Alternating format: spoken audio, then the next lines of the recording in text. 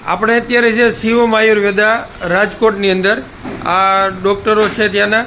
તો આ બેનને એક સમસ્યા શું હતી આપણે એની પાસેથી જાણીએ. બેન, શું પ્રોબ્લેમ હતો તમને?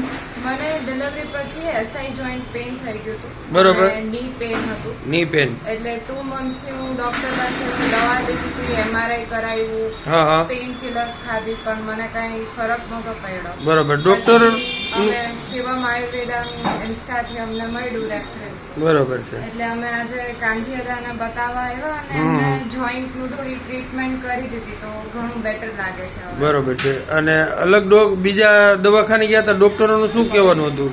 બસ કે તમે અમારી દવા ખાઓ, મહિનો દિવસ પેઇન કિલર્સ ઉપર રહ્યો.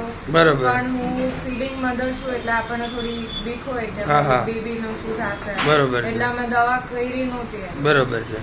અને દાદાની દવા તમે કેટલો સમય લીધી આ શિવમ આયુર્વેદાની? બસ 20 ડેઝ જેવું લીધું દવા. મને ઇનિશિયલ કીધું તું દવા લઈને આવજો, બરોબર. ટ્રીટમેન્ટ કરી દઈશ, એમને તો નહીં થાય. બરોબર.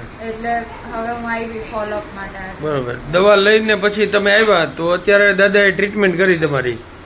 બરોબર. તો અત્યારે હવે કેવું ફીલ કરો છો તમે? ના, અત્યારે સારું લાગે છે. સારું લાગે છે. મને એમને થોડી એક્સરસાઇઝ કરાવીને દેખાડ્યું કે તને નસ ખેંચાઈ છે કે નહીં. બરોબર. બેટર લાગ્યું. અત્યારે સારું લાગે છે ને? સારું લાગે. Okay, thank you.